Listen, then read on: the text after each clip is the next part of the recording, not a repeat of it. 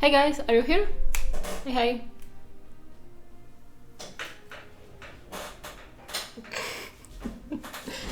Hey guys, so welcome to today's stream.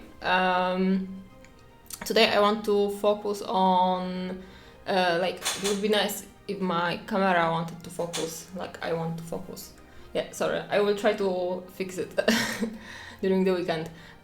Today, during this stream, I want to focus on talking about wet palettes.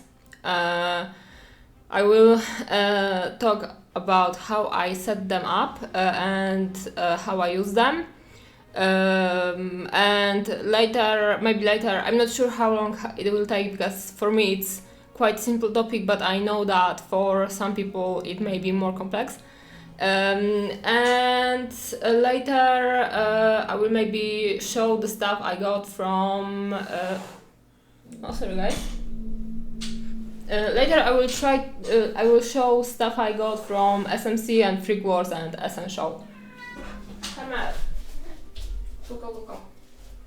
Sorry, I have cat wars at my place. Okay, so wet palettes. This is oh, sorry for the mess on my desk. I didn't tidy it up from yesterday. Wet palettes are very important.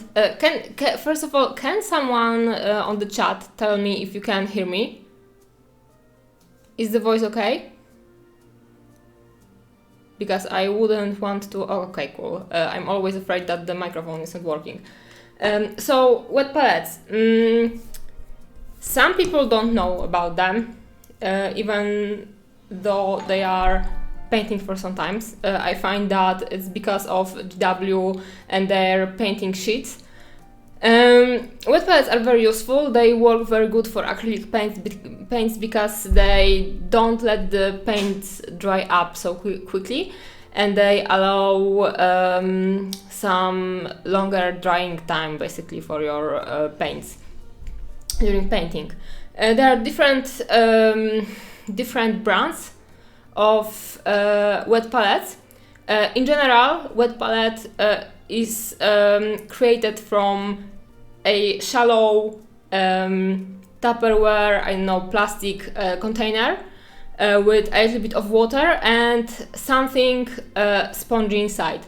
So it may be a sponge or a foam, or actually it can be even just a simple paper towel. And this foamy element is meant to contain the water inside and moisturize the painting sheet, which the best one is actually just a baking paper. About the baking paper, I find that the best one is white one, because on white you can see the best the paints and it doesn't change the colors. So for example, on the brown one it may not look that the paint mixes may not look that well. And always be aware that sometimes there are two-side coated, double-side coated baking papers, and that means that they have the wax on both sides. And for painting purposes, we want the wax to be only on one side. Yeah, so this is about the baking paper. I find that at least in Poland, like every country has different baking papers, and it's hard to give an advice from Poland to someone from USA, because I don't know what you can find in your stores basically. But try to find one side coated and white, and then you can just try them out and see if they work nice.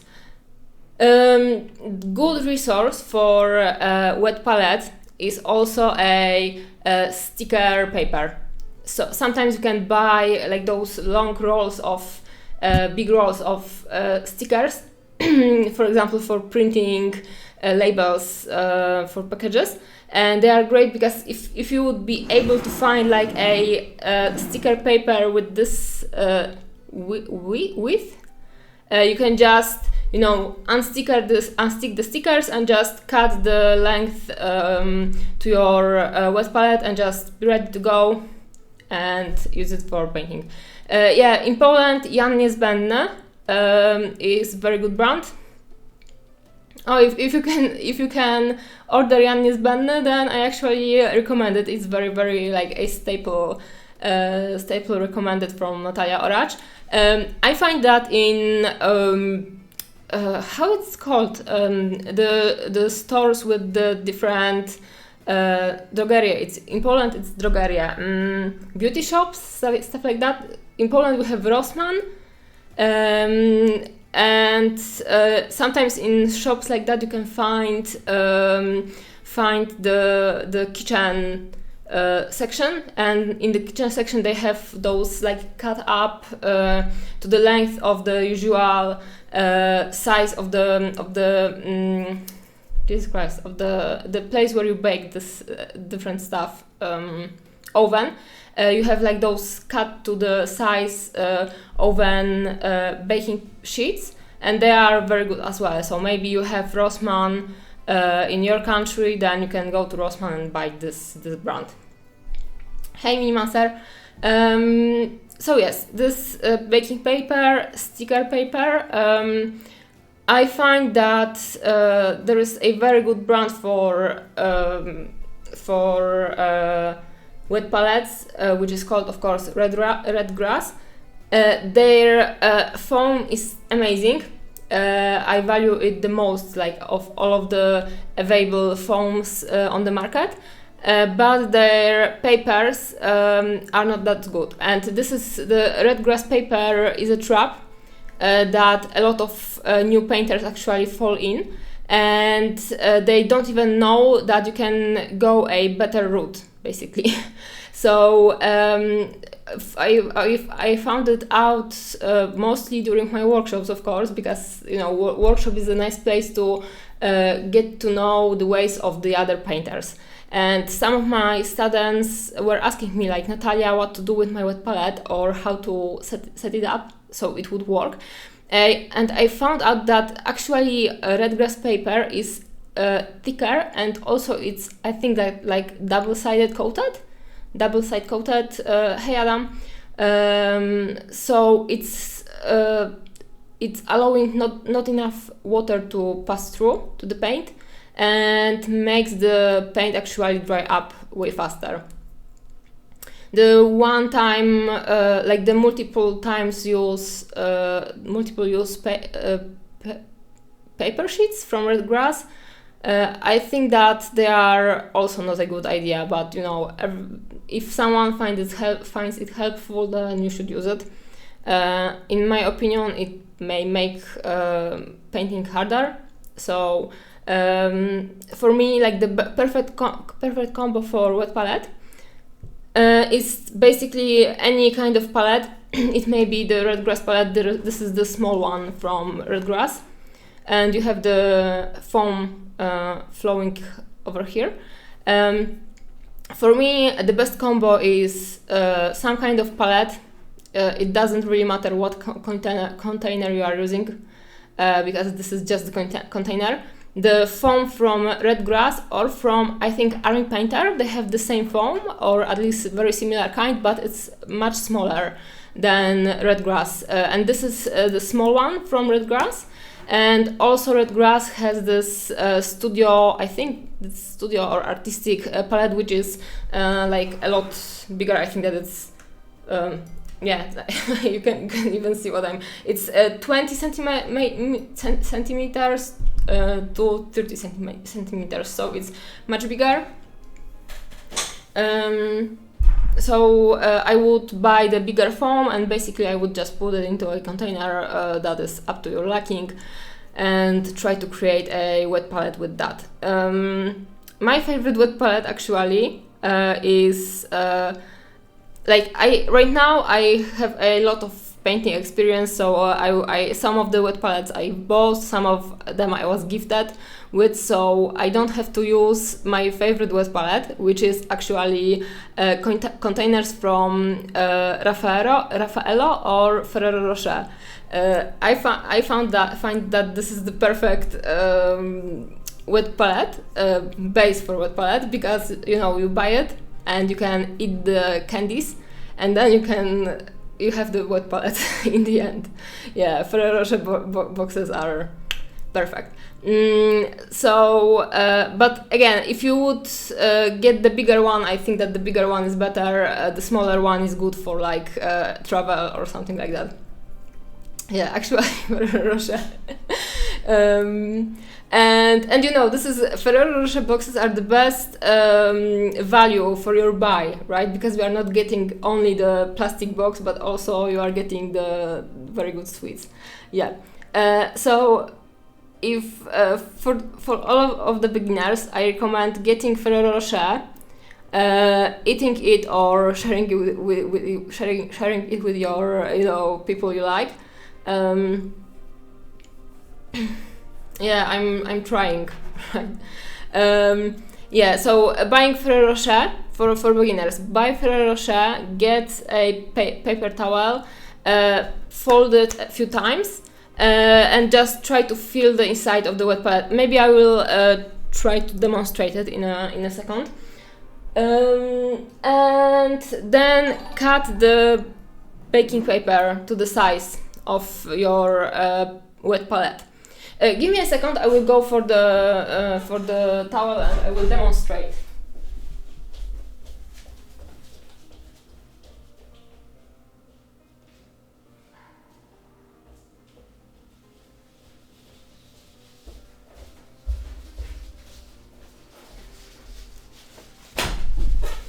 Okay, so I'm taking like this much of the paper. I'm just trying to fold it a few times. And I will actually get the top of the red grass wet palette with very classy stickers from Neko Galaxy and Inno Kingdoms.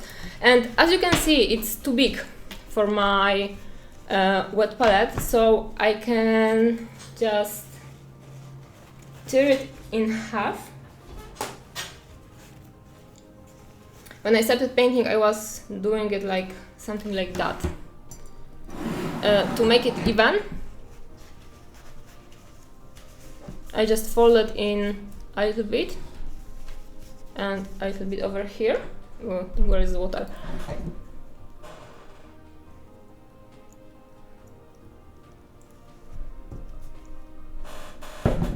And then I took the other half of the towel and make the fold on the other side of the wet palette. And this is basically enough. This would work. Maybe trying to make this stuff over here a little bit more flat, because the less like all of those wrinkles you have, the better it will work.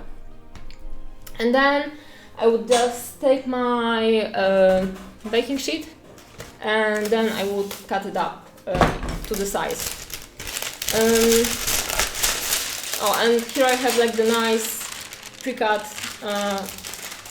baking sheet.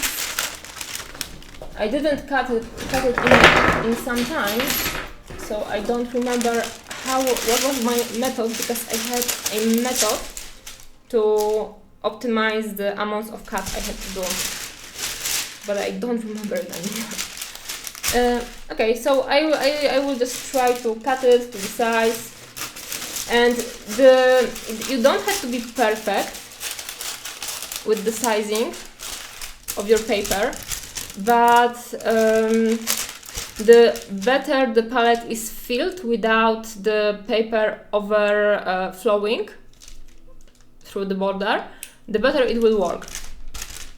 So over here,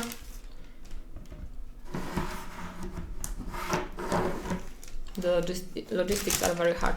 So I can just put it like that, and this is too long, right? It shouldn't be like that. So I will just try to cut it up. I like when it goes up to the border, but not over it, because this way the paper stays the most flat. Yeah, exactly. There is no chocolate in Redgrass palettes, and then the paper is, well, I would say that's sometimes problematic, right? Because it's a value buy, but the paper is just no. Okay, and I forgot to do that, but you have to check on what side the paper is a little bit more rough, and the rough side goes to the bottom. The sleek side, or the not slimy, the sliding side goes to the front of the painting. Hey. So like that, eliminate the bubbles, because I didn't do the paper perfectly flat. It may be a little bit problematic, and it's not very problematic, the unevenness of the paper towel underneath. It will just make your mixes a little bit flow around.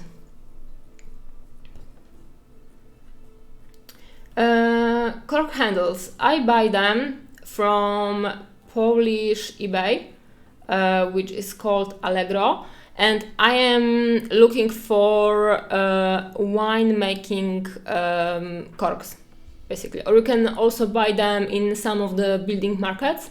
They have those sections for wine making. Sometimes they have only like those plastic or rubber corks that have the hole in the middle. And I don't like them, of course, because the hole is unnecessary, but sometimes they have the nice cork ones, and the cork ones are very good. Okay, Adam, I don't want to know what cork is on Allegro. Yeah, so trying to getting back to the wet palettes, trying to cut it up to the size. So there can be some space in between the end of the paper and the border of the container, but the more you get, like the more space you get, the easier the water will evaporate, basically. And also you are increasing very slightly the chance that the water will overflow into your wet palette. And that's not always good, because if it will overflow, then you can thin out your paints slightly too much, and it will be messy, basically. So trying to cut the baking sheets up to the size is important, and just making it lying flat and removing all of the bubbles from underneath. The bubbles are not that good, because they basically make the paper not stick to the water, and then the moisturizing effects are reduced, and we don't want that. So this is my, this is, let's call it like the cheap wet palette. You can do it from basically anything. It will make your work much easier. And you can add more water after it will dry up a little bit. Also, when you have like any container with the lid, you can put a lid on it for the night, and usually the paint is usable after the night or after the week. I've heard that some people are able to paint with one sheet of paper, like not reusing the, like not having to add or re-add the paints like for months. And for me it's crazy, because I find that after one day the paint just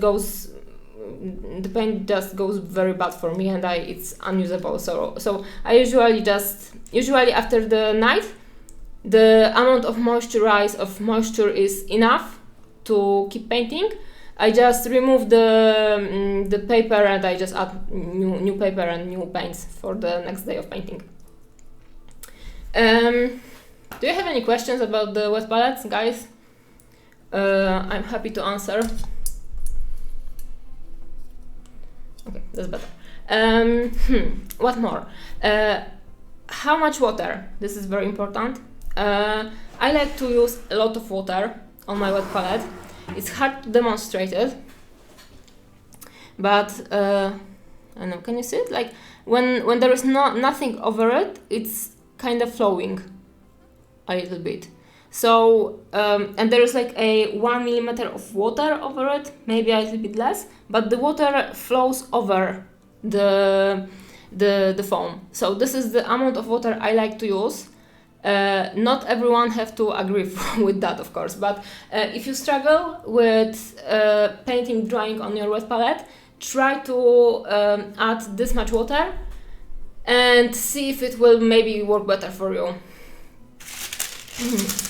I will try to make a better job with cutting this paper over here to maybe make a better version of this this wet palette.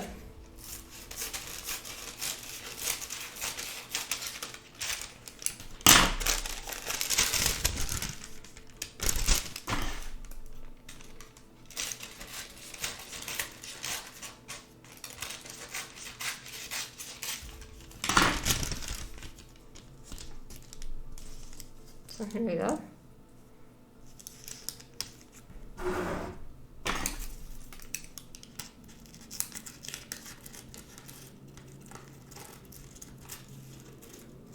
I'm not doing the best job today. Okay, something like this. And after cutting the corners, because you can see that it's lifting, I think that it's not doing much damage right now, but this width would be optimal, and over here it's not perfect, right? So something like that. When you have flowy foam and a lot of moisture, like a lot of water underneath, the well-sized paper is stabilizing the palette. So yesterday when I was painting on the stream, you could see that my paper was just sliding around when I was trying to mix everything, because I have pre-cut sheets of baking paper which I use for my traveling palette, which is this one, the small one from Red Grass, and I'm lazy, so I'm just trying to use them, you know, to finish the cut, basically, because I cut a lot of them and the size wasn't perfect. So when I paint, sometimes the palette just flows around. But if you will go well with the size of the paper, it will stabilize everything and it won't be any problem for you. Also, usually when you have the foam, it goes very flat and there are almost no bubbles underneath. So yeah, and this basically allows you to keep your acrylic paint for longer. And you can see that the foam underneath is flowing, swimming around, and the paper is staying in one place. So this allows you to work more with your paints, thin them more, and you know, at least for me, it makes acrylic painting easier. The stuff I like to use for my wet palette. First of all, it's a bottle with some water. This bottle is very old and it was chewed by my cat. In the past it had like this little straw in the end, so it was very easy to add some water to the palette when it evaporated. So just adding some water underneath, done. And another accessory is this. So this is a sprayer. I don't know how to call it. Like okay, I don't know how to say it in English, but you are doing like this, and it works well, especially for very hot days or very dry air. Psiukacz, yeah, it's the professional name is psikacz in Polish. Like, my cats don't hate it. One of my cats is like looking at me like, bitch, please, why are you using it in my presence? But they are not afraid of it. So yeah, when it's very dry, or I don't know, or I maybe forgot to cover my wet palette and it happened to dry up a little bit and I'm too lazy to add more paints, I'm just going like, and it adds enough water so the paint sometimes will allow themselves to reactivate, and you can use them longer.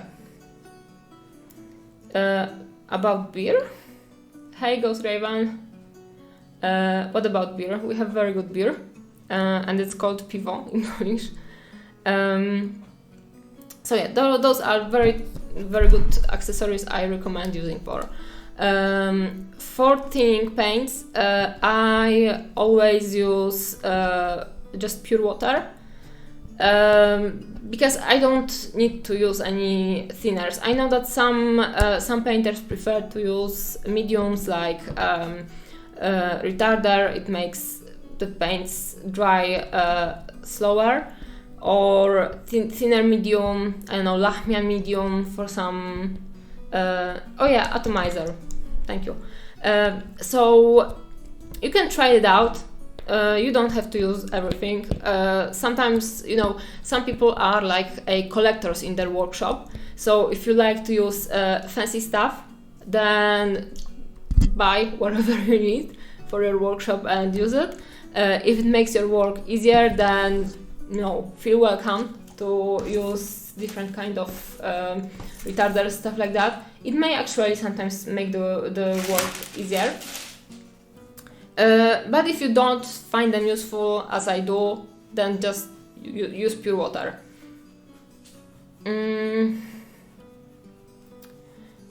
Yeah, I find, like, during my workshops all over the world, I found that, for example, in Australia it was very hard to give any useful I don't know, information for people, because just the humidity and the temperatures in Australia were so different to temperatures in Poland, and the wet palettes were drying so fast even in the humid day, that I just couldn't fathom why it works like that. Because for me, when we have humid days in Poland, it just makes everything dry slower, right? And in Australia, the humid day, it doesn't matter what day is in it is in Australia. It's bad anyway for your painting.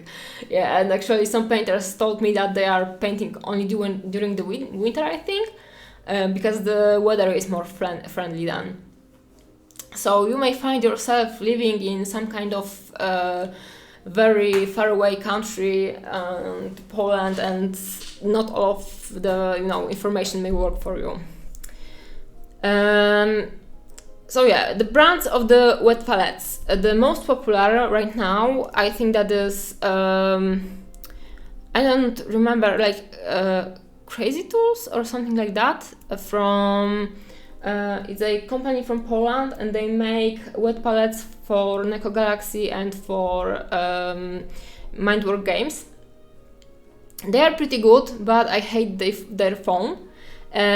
Also, they sell their palettes with pre-cut sheets of paper. And on the one hand, okay, I don't have the sheets over here. There should be somewhere.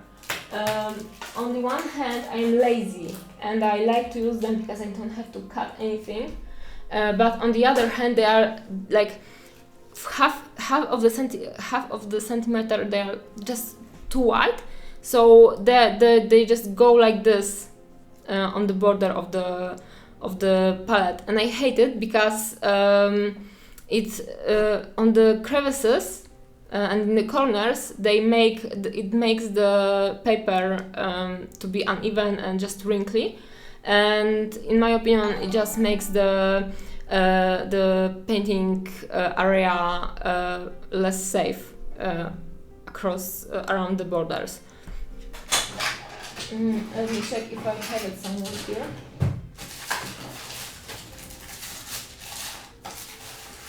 I haven't. So they are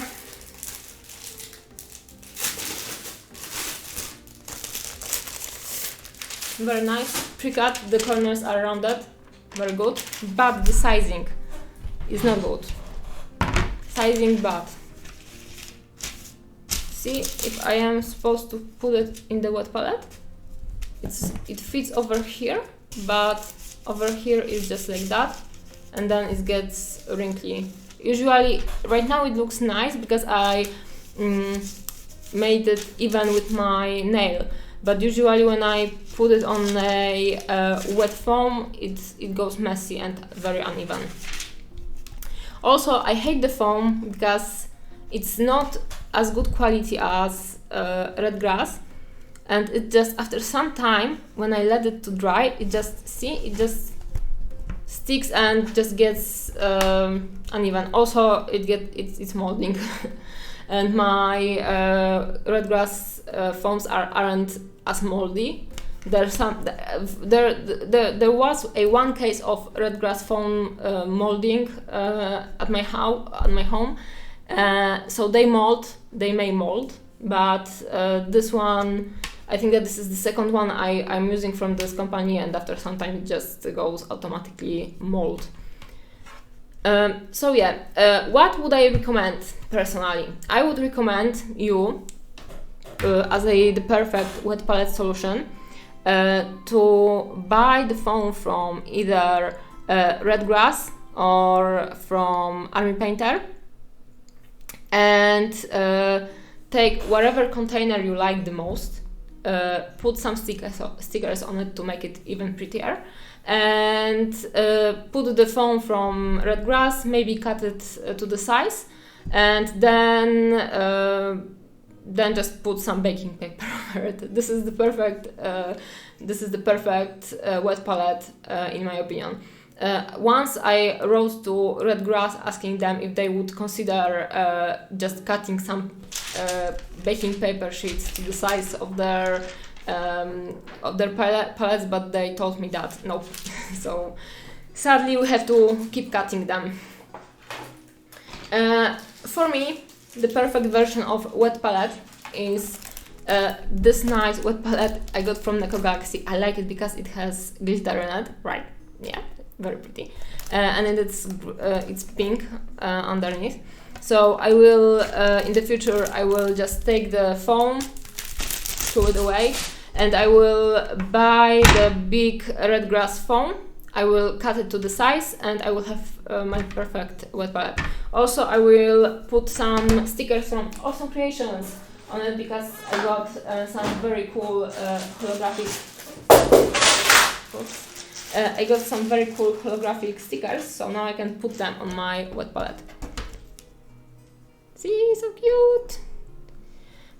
So yeah, this is my version. You can do whatever you want. You can use Ferrero Rocher, and then you will have the reason to buy them and eat them, because you know you need to care for the quality of your work. So maybe if the container will get dirty, you will have to remove it or replace it to make it pretty for you. This one is cute. It's shining with the stars. Cute. Yeah, and so you know, use whatever you want the most. This is like the best motto for anything in miniature painting. The method or the tools you are using are great as long as you are getting the outcome you were expecting to get. So if this wet palette was made with a stick and some leaves from the wood, but it would work, it's perfect. Don't change it, use it as you like. Yeah, for me, the perfect wet palette, and this is the project I'm working on, I was just too lazy to order the foam from Red Grass, is to take this glittery one from Neko Galaxy, put some nice stickers on it, and then put the foam from Red Grass and put the baking paper from Rossmann or from Jan Niezbędny. This is the perfect wet palette for me. And as you can see, most wet palettes right now, they have like those some kind of the unairy hole. I don't know if it works, honestly. I tried to leave my wet palette with the air conditioning and without it, and it always gets moldy and I hate it, so I usually leave my wet palette like this, with the top covering most of my paints or something like that. Maybe I found that it's the best for me. What can I say more about wet palettes? Army Painter has a very good, I think, at least if I am not mistaken, I think that Army Painter has very cool wet palette as well, but they have only the smaller one, I think, and it's like this big. Maybe I'm overreacting a little bit, but I think that it's very small. So if you like to mix your paints, for example, it may be too small for you, but yeah, if you are looking for something that is not red grass, Army Painter, I think this is very good pick. Yeah, it's very small. I don't know why they didn't do the bigger version. I don't know, but I was thinking maybe about buying it, but then, you know, just to see if maybe their paper is better than red grass. But it's small and I don't need it, so I just decided to not buy it. The same stuff with the bigger red grass palette. I was considering buying the bigger one from red grass because I have only the small one, right? So I was considering to maybe buying the bigger one, the light version, just to try it out to check out if I like the bigger sizing. But then I decided that I have this one from Neko Galaxy, so and I like how it looks, and I know that I will use this one because I just like how it looks, right? So why should I spend 60 euros for bigger red grass if I want to use it anyway? I think that people who tend to mix their own paints, and I started doing it more recently, they need like bigger palettes, but I think that something like this is just enough. Also, the buyers beware information. There are, I mentioned before, Creative Tools, the company that produces this wet palettes from Neko and from Mindwork Games. They also have their own store. This is the same product, but they are doing like reskins for different companies. So the basic one, I think that is green and it's sold under Creative Tools. Then there is the black one from Mindwork Games, which is very stylish. And then there is this one glittery from Neko Galaxy.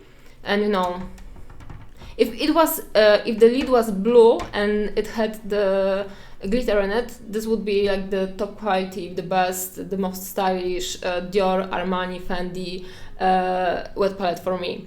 But it's white, so it's nice anyway. They are the same quality, they are the same product, but they are priced differently, I think. So if you care about it, don't buy it from Mindwork Games because it's overpriced a lot there. And you can buy either from Neko Galaxy or from Creative Tools if you would like to try this out, and but not like overpay, right? Yeah, so this is like the small information about wet palettes. I would honestly go for, I personally would go, if I wasn't painting with this one, I would personally go for Red Grass XL or Studio Light. So this is the version of Red Grass without all of those magnet additions for mixing different stuff. Like it has magnets over here. I hope that I won't spill it. Like over here and here it has magnets, and you can add like this little box with the indentations. So basically it's another mixing palette, but for inks or something like that, and you can just stick it to your palette and use it. I don't use that stuff at all, so I found it completely useless for me, and it makes the price of the palette higher. So yeah, I would personally not buy the full version. I would go for light version of red grass and try it out. If the bigger version, the studio version, is too big for you, you can go for, again, Neko Galaxy or whatever creative tools or Tupperware or big Ferrero Rocher, and just buy the foam from red grass and cut it to the size you need. If you decide to cut the foam, first make it wet, because it comes in very dried up version. When it's dry, it's actually sturdy. Like it becomes when it dries up, it gets a little bit wrinkly, like wavy, and the wave is unmovable. Basically, it loses any kind of elasticity. I find it very interesting. Yeah. So if you want to cut it, first make it wet and then cut it to size. I will do it with this one, with this palette. And this is the best version for me, the best option for me. If you also I like this shape over here because it's easy to open. If you want anything else, if you maybe have nice Tupperware with plastic cuts molded into the lid, I would go with this one because it's obviously more epic. So use whatever you want, mix stuff to make it optimal for you.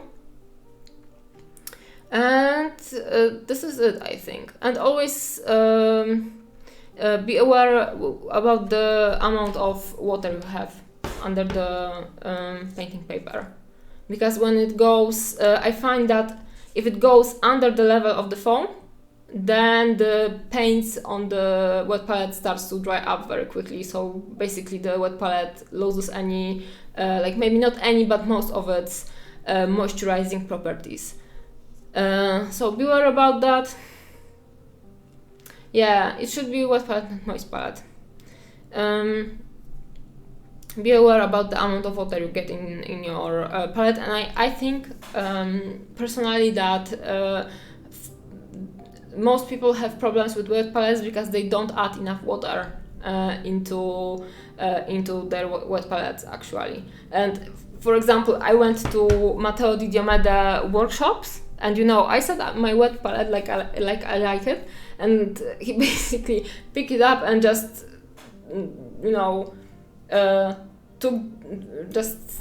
tilted it slightly and let all of the water flow into my cup, and I was left like, okay, how am I supposed to work right now, because it started to dry up very fast for me. So I don't know if there is different air conditions in maybe Italy that Matteo is used to, but I found it kind of strange that he is painting with so little moisture in his wet palette, and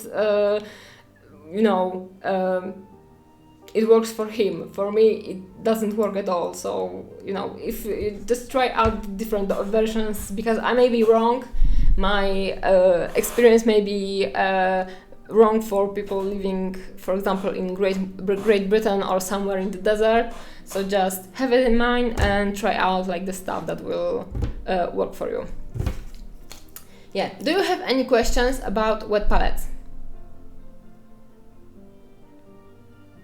I can add that if you like to dry brush, I think that the nice idea is to use just a basic porcelain plate or ceramic plate to dip your paints into, because for dry brushing you don't need any wetness on the brush, or sometimes having some kind of textured palette helps to actually make the paint on the dry brush dry out quicker. So for example, my student Bartek, hello Bartek if you are here, he has this little plate with ornaments, resin plate with ornaments, and it should be used for terrains, but he's using it to dry out paints for his dry brushing, and I think that is very good, nice practice. Yeah.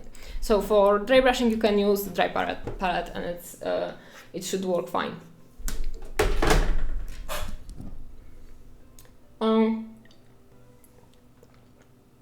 Since I can see that you don't have, at least right now, any questions about wet palette, I may move to the second topic of today's stream, which are the miniatures I've bought or got during my last month travels, basically.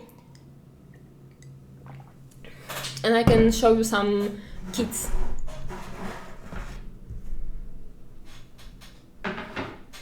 I will maybe start with this very nice base, print from miniaturebases.pl. You cannot, I think that the color is, okay, this is the color of it. So when I saw it, I just had to buy it because it just worked with my imagination, and I just knew that I needed for some kind of wooden druidic painting. Very, very nice. And I got some other prints from them, but I actually don't know where they are.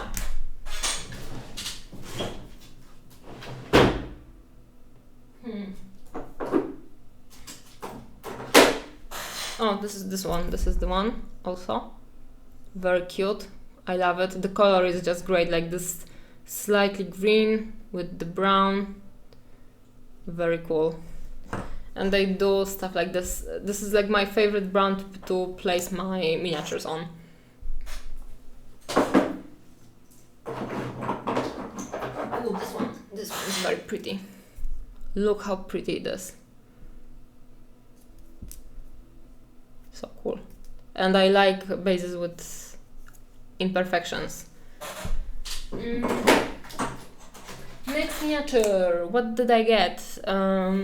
Oh, I actually got some Spira Mirabilis. This is the Forest Guardian, or Guardian of the Forest. Cheers to Stuart, who sold it to me, and he actually started the big Spira Mirabilis sale on Miniature Bazaar on Facebook. So I got Guardian of the Forest, which is over here, and this is very cute miniature. I never thought that I will have it available for painting. And there is a horn over here, this one, but I cannot, or can I?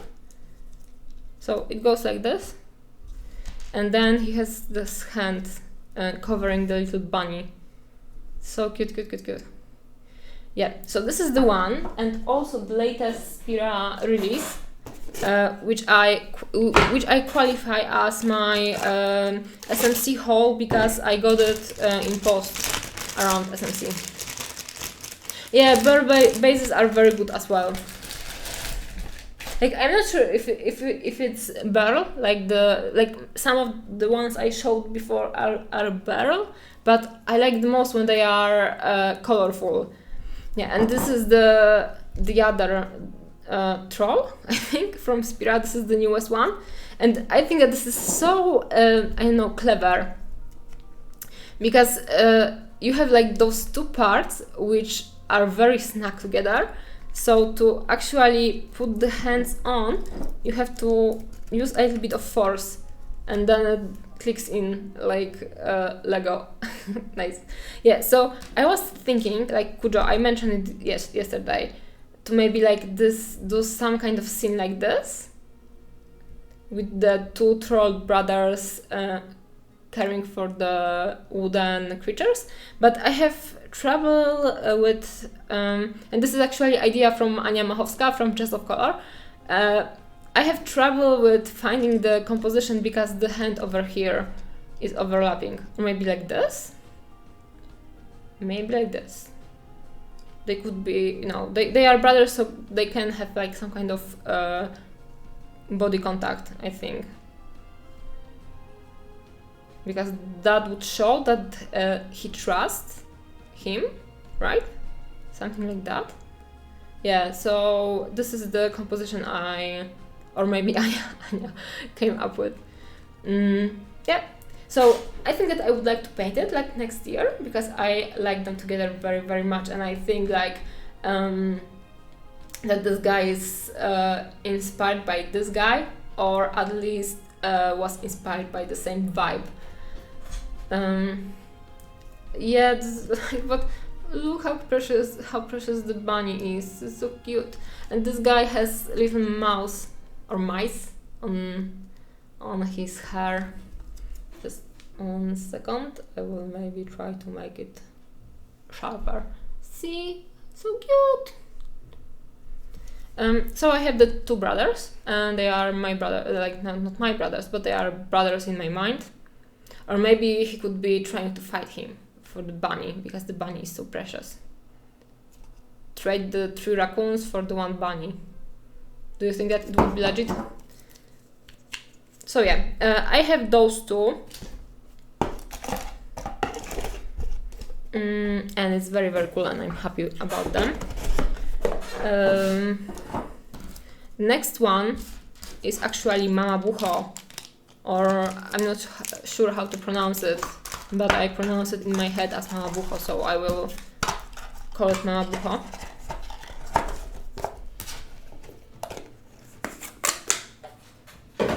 So this is the original. So cool! It's hard to open sometimes. This is the card, which is very cute. Again, Stuart. Cheers to Stuart. This one is not mine, but it's my boyfriend's. But it doesn't matter because it's in my household, right? So I identify with it. This is the original Mabuho. Fuck yeah! I painted one already. It was very fun. I loved it. I would like to paint another version, which would be very similar to the first one, but slightly different. Yeah, I will actually leave this one to him. I will try to get my own version of Mama Bucho to paint it again. And I would say, I would officially like to congratulate myself, because I hate the little pee-pee on this guy, and I will try to focus on the little pee-pee, which is like I thought that I will have to cut it off for my painting, but I actually came up with the brilliant idea to add tufts all over the coat. So I just added a little flower on top of it. So yeah, I think that if I was to paint another version of Mama Bucho, I would go again with the grassy coat, but I would like to paint it slightly differently, maybe make all of the owls as the ghosts, and add some more realistic dirt with the roots coming from under the coat.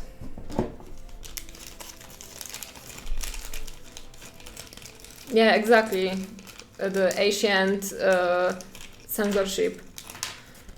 So he has like those. She has the extra elements, of course. So this little beard over here, so cute. And the owl over here.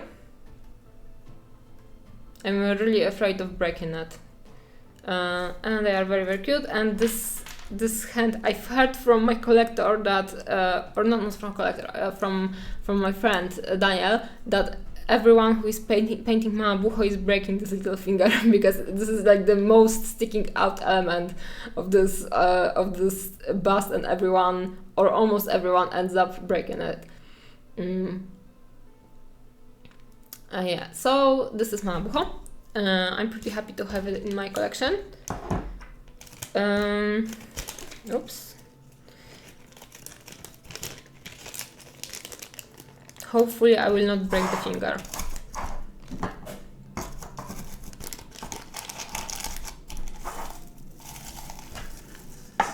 And it goes like that. I don't know, maybe the trolls? Maybe?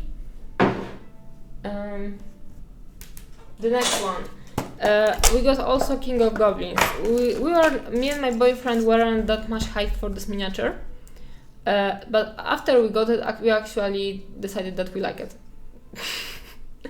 Yeah, we had the option to buy it, so we just bought it, and I kind of liked him, but this one is on the one of the last places in my Spira Mirabilis classification of the miniatures I would like to buy, but we had the option, so we got it, and it's pretty cool, so nice, I would say. Yeah, it's very interesting.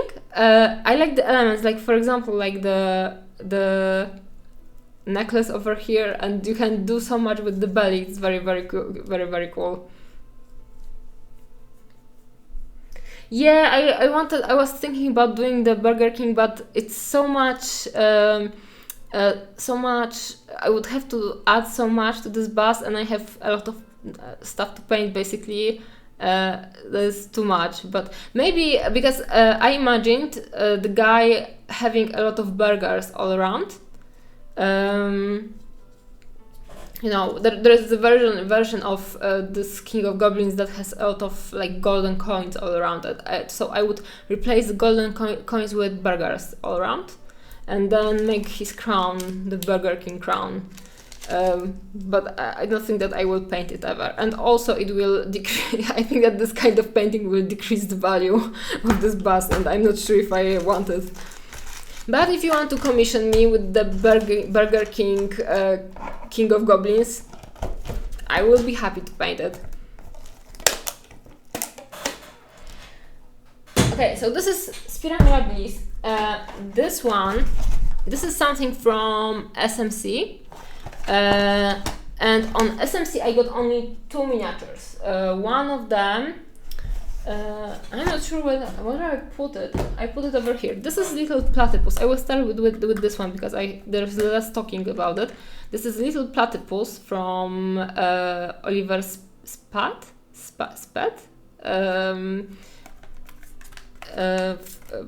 Honor Guard is his nickname.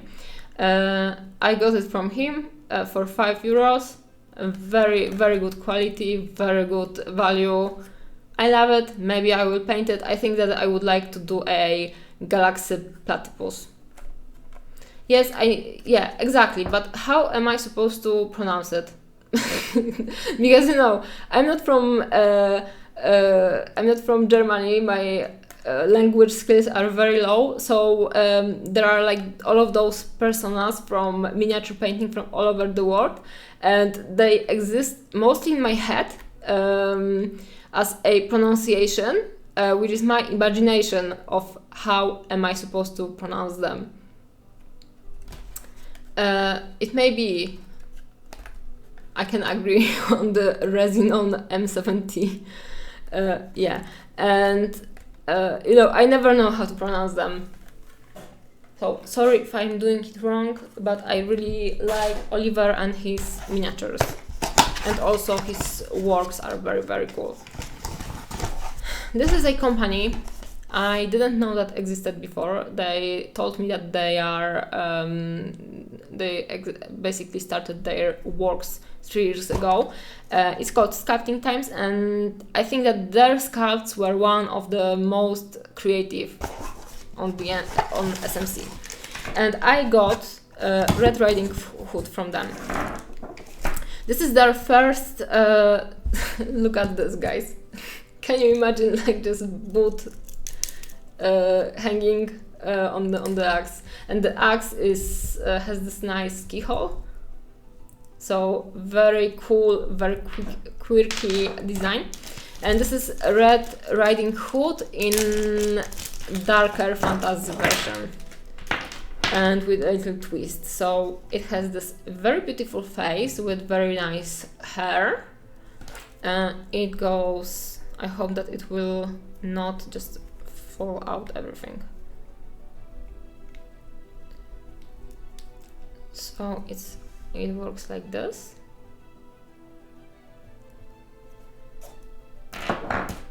and he has this nice pose. Oops, with the okay, he's waving to you guys. So he works like this with the basket going over here, and the basket has a monster inside. I in general prefer miniatures that have very streamlined detail, and I prefer when the miniature actually or the sculpt has less detail than more detail. And this one has so much detail, but everything just fits together in a strange way that I just decided that this is one of the 2 miniatures I just had to get from SMC. So yeah, it's very, very cool, but I cannot hold it together. Like if I was putting it in, you know, vertically, right, or horizontally, no, vertically, it would hold together, but when I try to show it on the stream, it just doesn't work. Yeah, so this is very cool one. I like it. I recommend it. They have, this is the first of their busts from in this team. They also have very cool busts inspired by Nordic gods, but their approach was to like, they tried to come up with the ideas of who would the gods become if they were if the Ragnarok didn't happen. So for example, they have Odin the peddler, I think, and Thor, I'm not sure who he is, but he has this very nice, very big chunk of rock and with 2 cute goats on top of it. So this is very cool, very good company. If you want to check them out, Sculpting Times, they have very cool sculpts. Yeah, sculpted fabric is a very big no-no for me. I always, sometimes the sculpted fabric will make me not buy the model, and if I really have to, I will just sand it down. Yeah, it's very Brother Grimm style. Another model I got on SMC, but I haven't located. This is something I got for free, actually, from Australia. It's a miniature sculpted by Sepp Archer, but I need to find the details from it, and I cannot find them right now. This is the tea lady, and she has in this hand is pulling a lever on top of the cauldron cup, let's call it like that, and she has because this is like the pitcher, I don't know, the pitcher for the tea. You guys know how it's called, right? And this has like this nozzle from the pitcher over here, and the tea is falling into the teacup. So she has, and there should be teacups as well. If you want to see the whole sculpt, just find or Google either Sepp Archer or Veiled Lamp. Sepp is a sculptor from Australia. I met him during my Australia trip, and he's a very cool guy. We were judging together on Crimson Brush. And he's very talented, so you can see like this has totally Studio Ghibli vibes, and it's very, very cool. The cut approach. I also love the texture of the cloak over here. It's very puffy, and I think that it's very original because I haven't seen like this kind of knit on any of the miniatures. So I'm looking forward for painting it. And Jared.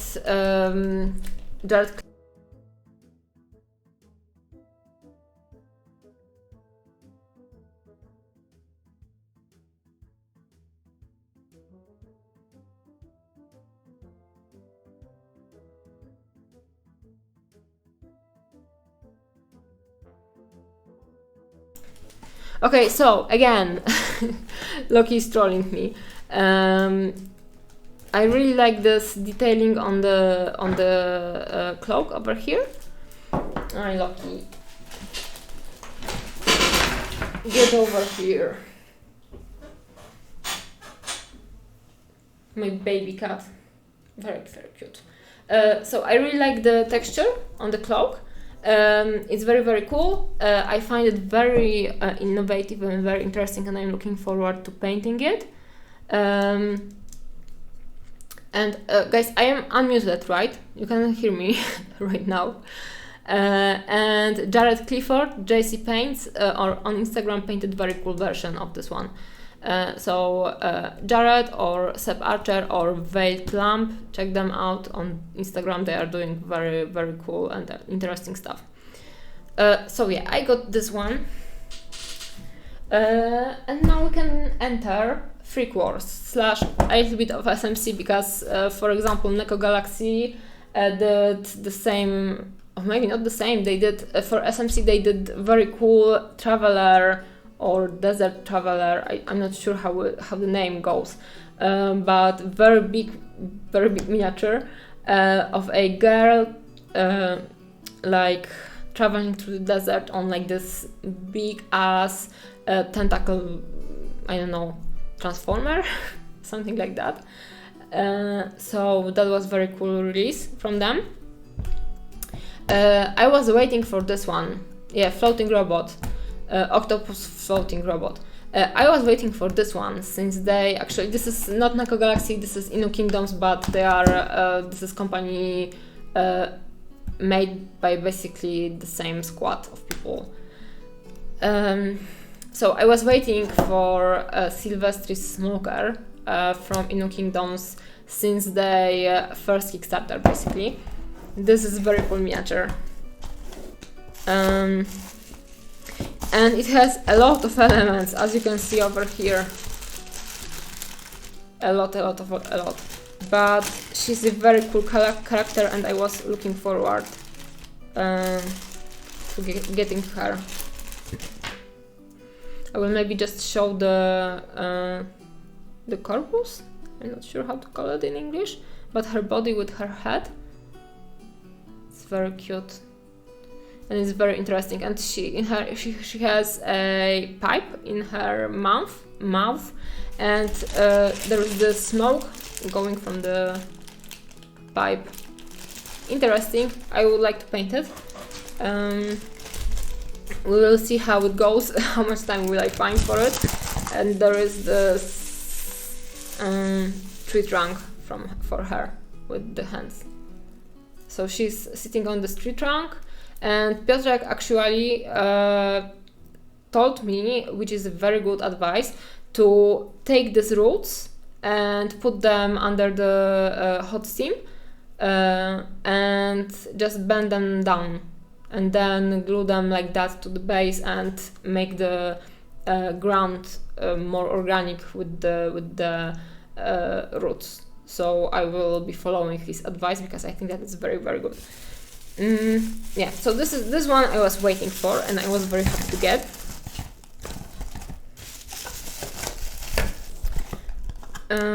What more? I got some crazy miniatures from Aradia Models, and I really like their little strange animals. And this is the little chameleon. He has chunky legs, as you can see over here, and he has like this very funny body. So very quirky, very fun. I can see over here that it's a limited edition and very interesting, so I just got it for fun. I'm not sure if I will get to it ever, but I have it. I can now tell people that I have a chameleon. What more? Oh, I got from Neko Galaxy actually. I got Henry Bust. Yeah, I like this one. It's a simpler one, and he has a cigarette over here. I like it a lot. I think that actually the bust version is better. Is better than the 75mm one or the full miniature, because it shows his face better and his expression is very interesting. So I want to make a quick painting of it. I think that this is the QR code for the tutorial by Krzysztof Kowalczyk. Oops, maybe I shouldn't show it. If you want to, paint Henry or learn from Krzysztof, you have like everything in one pack when you buy Henry. I got some stuff from Maskan's Miniatures, from Maskan's Painting Academy. I'm not sure how it's exactly called. So I got Joy and I got the Mr. Lumberjack. I know those are miniatures that really spoke to me every time, and I've seen them a lot on social media, of course, because they are very promoted, very widely promoted. Oh, where is the hand? Oh, it is over here. I thought that I lost it. They're very widely promoted, and a lot of people actually paint them because they are academics. And every time I've seen them on social media, they always make me think about how I want to paint them and what I want to do with them. So I was happy to get them from Jero and from Mark. Yeah. This one is very, very cool. I like that it has no texture over here. I think that I would like to paint a very pink and very sweet sweater over here, and white or maybe pink fluff over here, and some cute jacket with something cute in the back, and maybe cut a hair inside of it. I don't know, or maybe paint a edged heart. I don't know, something very cute. I was thinking to maybe place it on the backdrop, which would be created from a chopped up wooden wall, and the wall would have a hole in shape of a heart. I don't know, something like that. I like it. Maybe I will do it. I'm not sure. We will see how much time I will have.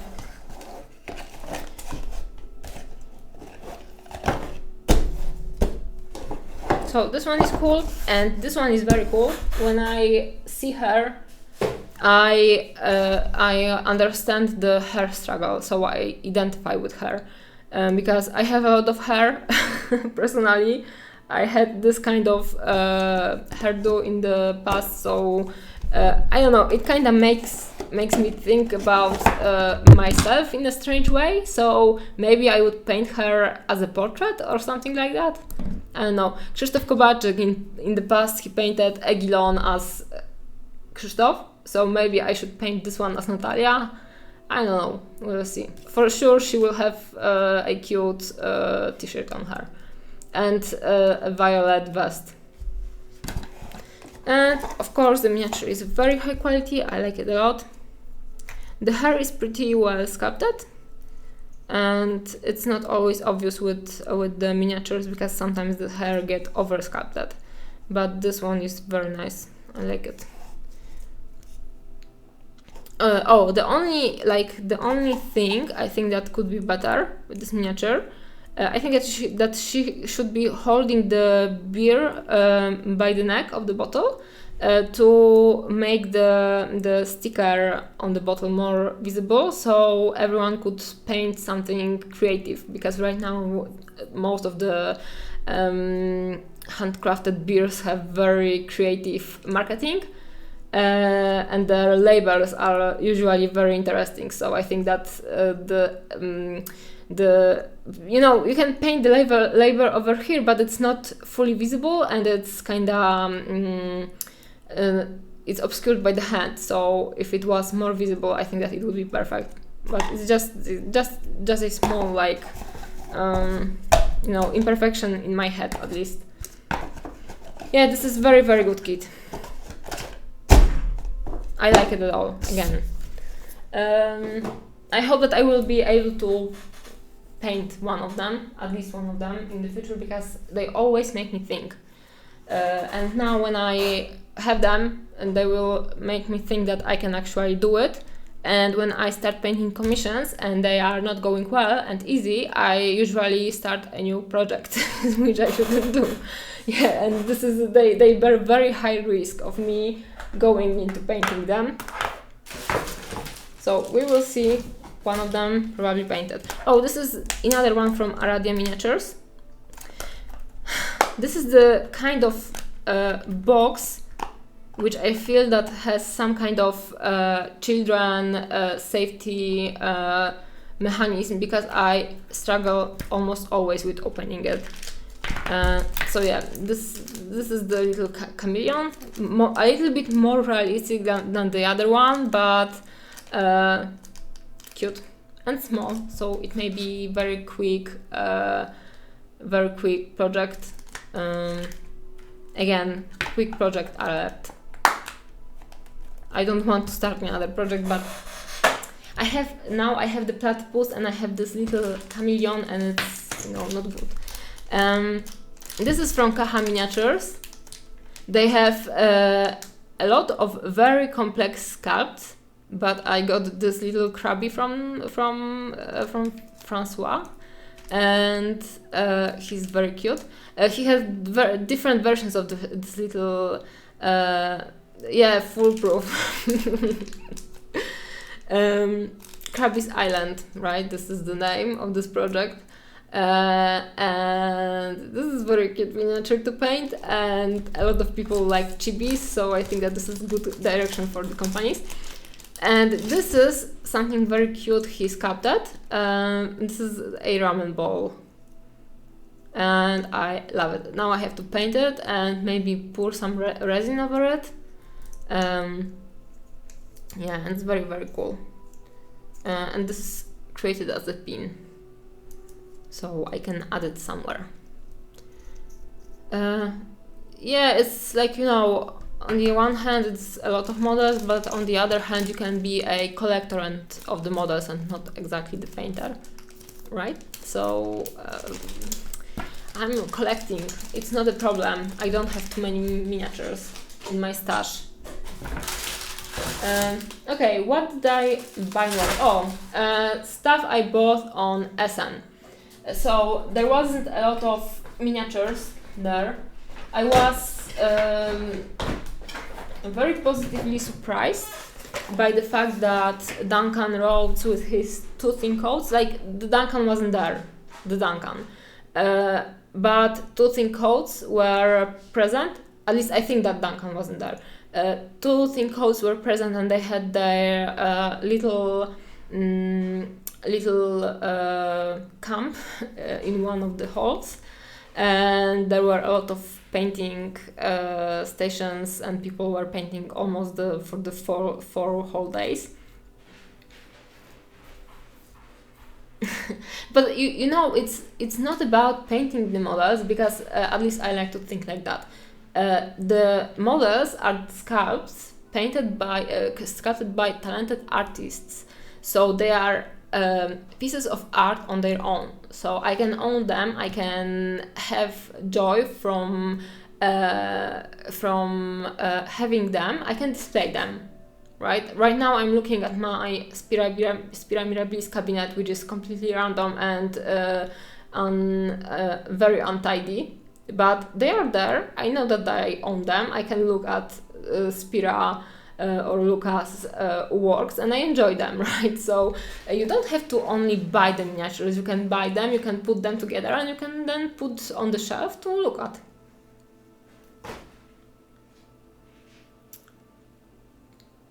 Yeah, exactly. And right now my display cabinet, first of all, is too small for all of the Spira Mirabilis.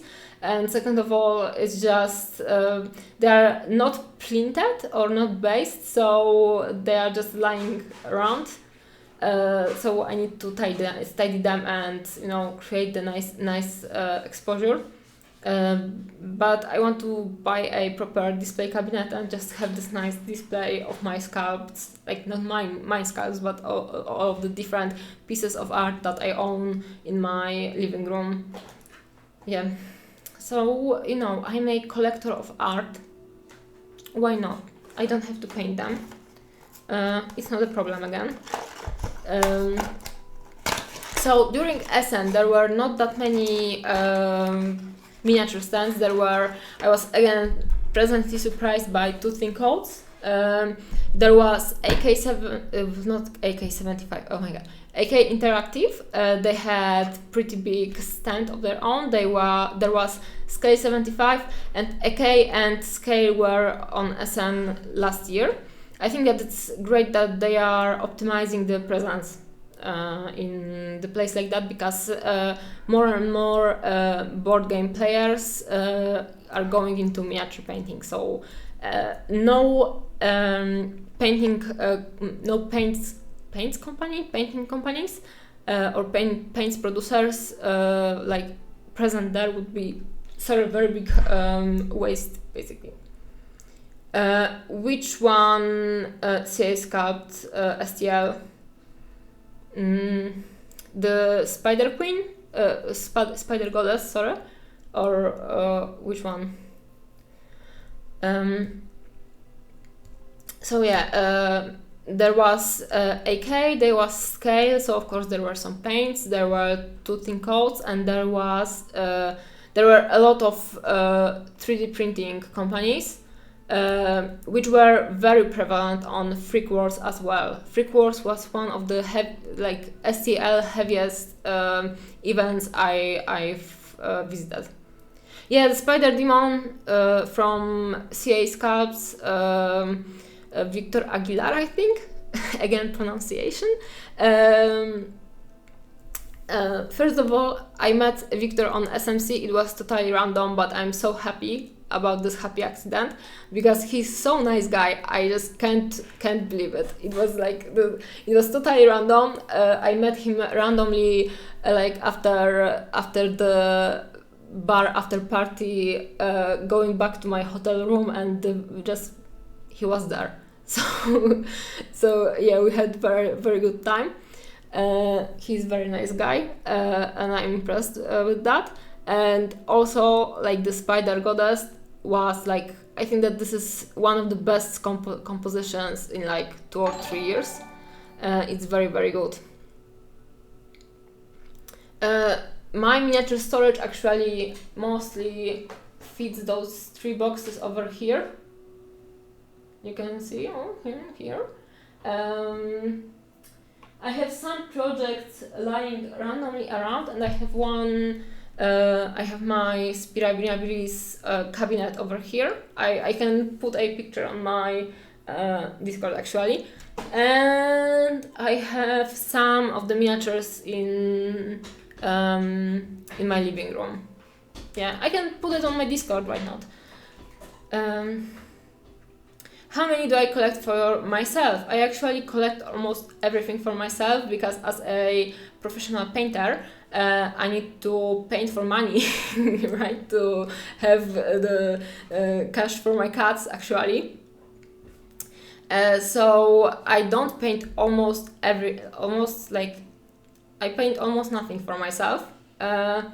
And so I have almost none of the miniatures I've painted. I have Wise Woman, which I painted. I think that I have Estrella, which I painted on Krzysztof Kowalczyk's workshops when I was starting working on busts. So I have, and I have some works I didn't sell, but if someone would like them, I would sell them, basically. Yeah, so maybe I have 4 painted, and everything else is bought for myself, which the projects I enjoy, because I usually buy miniatures that I really, really like. And buy miniatures. So I have to buy stuff.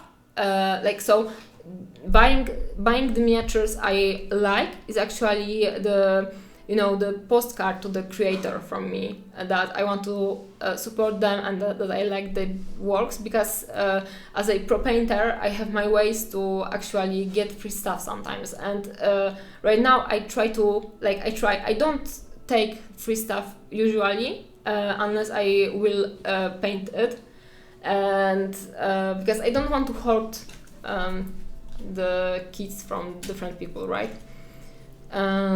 So when I buy something, it means that I really like it, and I also try to buy stuff that I potentially could paint in the future. So like this is the stuff I own is actually a collection, because this is a selection of sculpts I really enjoy. So I don't have that many random things. I think that I wouldn't get rid of anything I own right now. The issue is that I don't have the time to paint the projects I want to paint, and I actually need to display everything just to make it look nicely. Yeah, I have some. In my previous flat I had a cool display of Spira Mirabilis and some other works in my display cabinets, and it was very cool, like to have, you know, have the biggest TV. Like it wasn't mine, so I can brag that I had the biggest TV in my latest flat. So I had this biggest TV, and next to it was this nice display case, and I was actually looking more at the display case than on TV. Yeah. So yeah, this is going back from the tangent. I bought from GW this little guy, the Light of Eltarion. I always wanted to paint him. Actually, this is a miniature I got to paint because I want to start painting 32mm some of GW again. And I really like the composition and the idea for this guy, because, you know, this is basically empty armor. So I always wanted to have such painted. And also I got, like some time ago, I got an Orc Shaman from GW, which I really want to paint it. And then I moved and I cannot find him. So this is like the consolidation, or how to call it. This is my Dry My Tears by.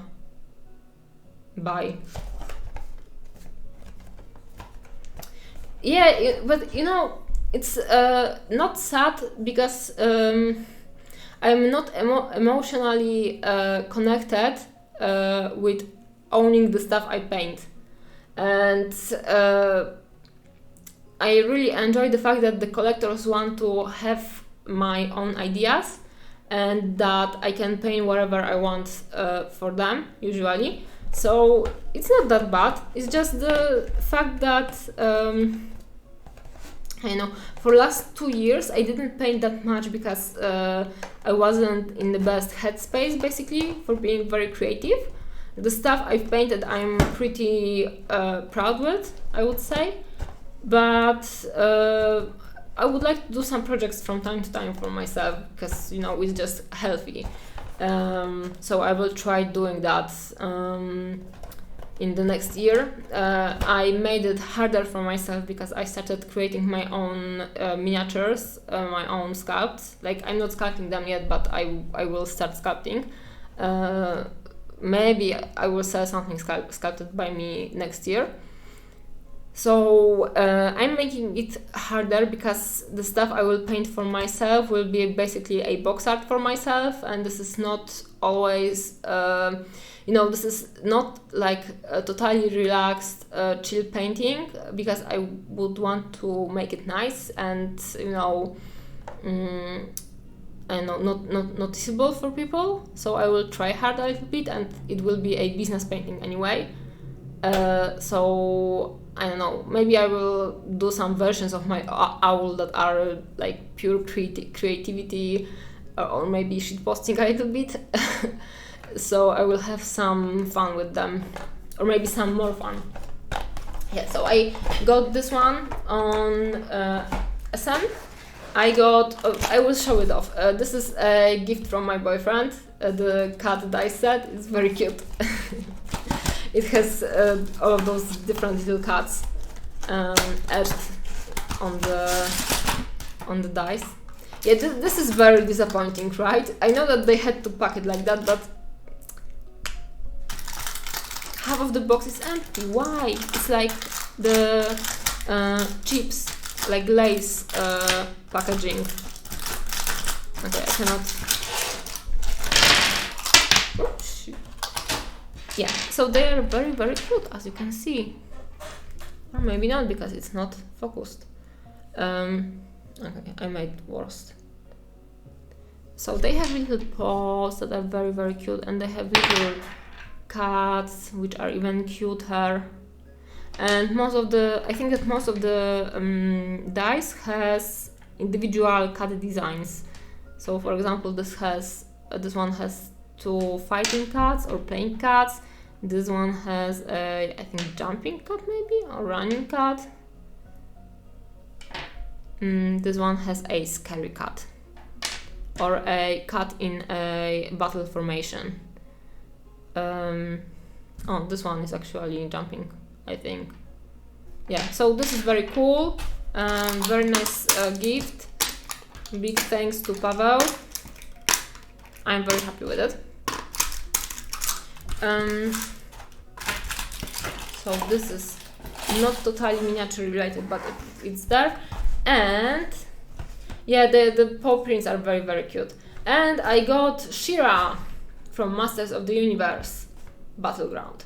I don't want to hate on people's box arts, but her makeup is very unfortunate. And because it's so unfortunate, I think that very unexperienced with makeup man was painting it. But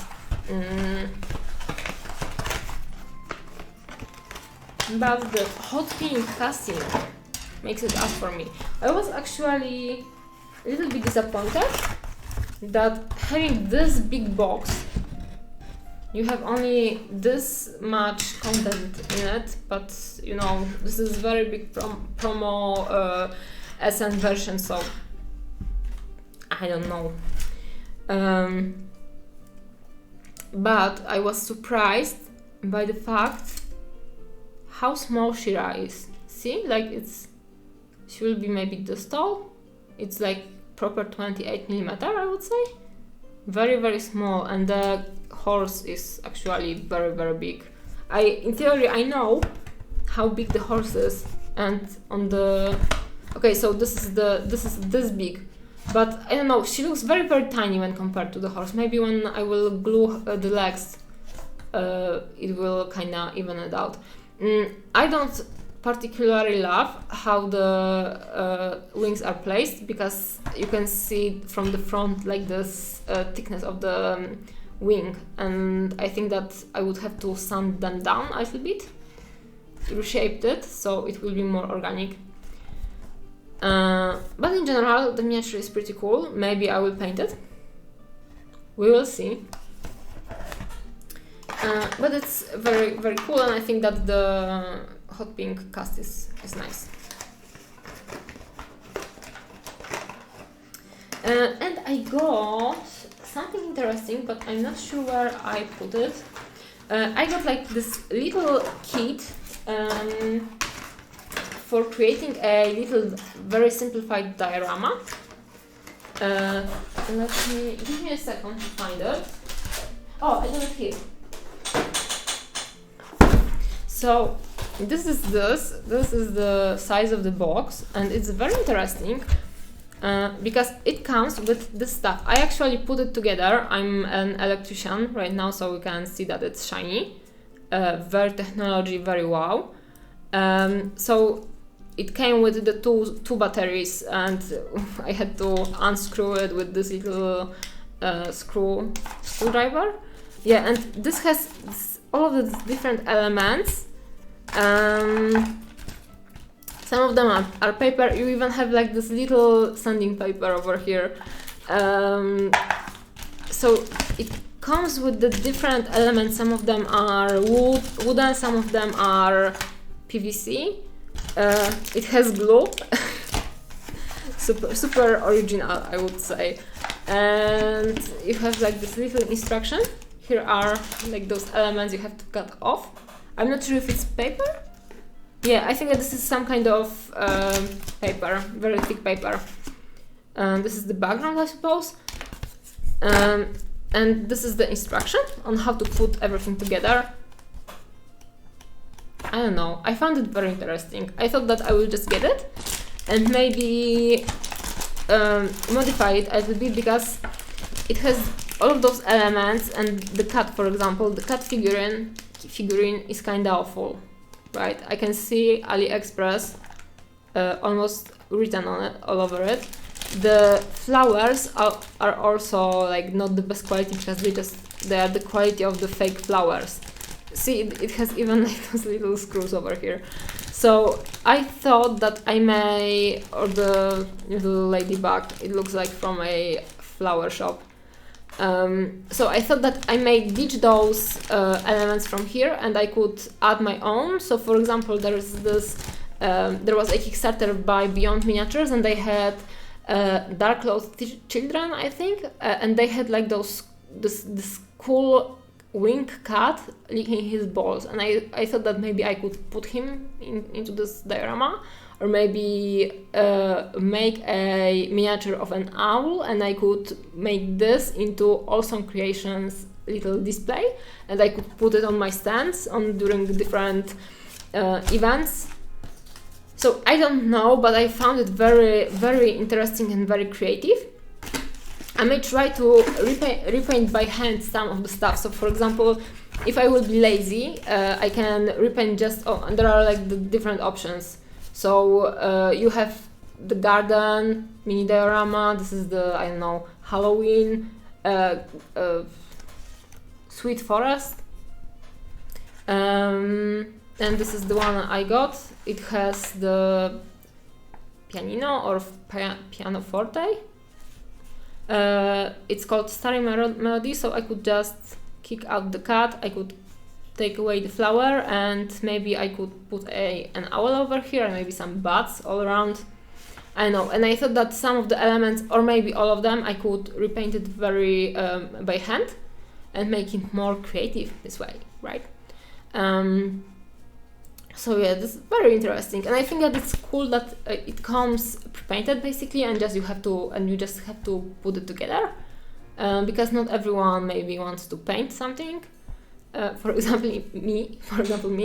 I'm not always up for painting. I just sometimes like to put stuff together. So for example, I really like puzzle from time to time, and this is a little bit of a puzzle for me. I can just put it together and have fun, or maybe I will paint some of them and make it more original. Yeah, so I think that this is all I got. I also got some illustrations and prints here and there. This is the print I got from Hera Models, and I think that they did a very good job with inviting the guy that is creating those illustrations for them. I don't remember his name. Strom? Chyba Strom. I think that it's Strom. First of all, he was very nice, and second of all, he does very nice designs. And then their miniatures that are coming next year into production. I saw them during Freak Wars, and they were very, very nice. I like this one very much, and I think that they have some kind of druid enchantress, which is very cool as well, and I'm looking forward to painting her. I also got like those frogs, this is the little illustration. Freak Wars and actually SN got something I really enjoy in any kind of event, and it's an official artist alley. So you have those stands from different artists. Usually they are small artists that are selling different kind of prints, stickers, bags with their original designs, and I just love this stuff. I always leave a lot of money over there, and that's why I decided to create our stickers for Awesome Creations, but because I just enjoy it a lot. So I got very cool stickers. I'm not sure where I place them, and I'm not sure if you are even interested, so maybe I won't spam you guys with them. But the stickers and the little prints were the stuff I actually spent a lot of time looking at and then buying. Yeah, so this is it. I think that it's all I got from those events. If I forgot something, if I forgot any gift I got from anyone, I'm sorry about it. So yeah, I was pretty happy with all of the events. I saw a lot of original stuff, and I was in particular happy to find sculpting times actually, and their quality is very, very good. And you know, it's I don't want to take anything from more experienced companies which are doing a great job, but I don't know, like a original newcomer for me is something that always impresses me. Yeah, you know, give me some artistic stuff, I'm happy to throw my money on it. Easy. I really wonder if Artist Alley could work on SMC, because it works perfectly on Freak Wars, but also Freak Wars are a little bit more like a fantasy convention in a way. Fantasy convention, but more directed into the miniature games, which was very, very original for me. So if you like stuff like that, or maybe if you are playing some miniature systems, you should consider checking out Freak Wars next year, because their painting competition, like, I think that I will do like separate stream about talking about the events I attended. I don't have that many my own pictures because I was busy at some times and I just forget to took the pictures most of the time. But maybe I will share pictures from the internet, and like honestly, Freak Wars impressed me the most. This is one of the best events connected to miniatures I attended. You know, competitions are fine, they are interesting. And every event has its own advantages, but Freak Wars is the place to be for me personally, because I love the vibe of the fantasy convention, and also they have very, very good display for the competition. They have very good quality lighting, and you can see that they are just thinking, they are prioritizing miniatures, and then everything around is interesting, but it doesn't overwhelm the miniature. And I wondered for past 2 years if it's even possible to create an event like that, and it is. Freak Wars is like that, yeah. And it was honestly like Freak Wars. Oh, and also I was very impressed with the amount of STLs and 3D printing present there, because most of the stuff, most of the miniature stuff, and there was a lot of miniature stuff. It was they had tons of 3D printer producers, not 3D printer, STL producers. Yeah, so it was pretty great. I recommend Freak Wars. I will go to Freak Wars next year for like 95%. Lucky!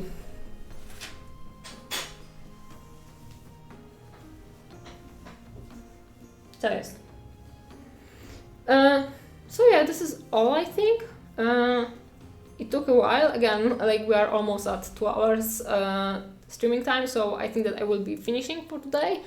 And again, I'm spending the weekend on my home, and I'm enjoying it a lot, so I will try to stream maybe tomorrow or on Saturday. Not Saturday, maybe on Sunday. I will see how it goes.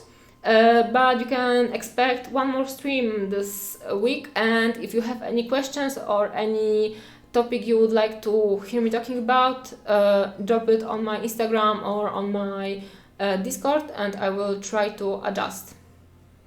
Yay!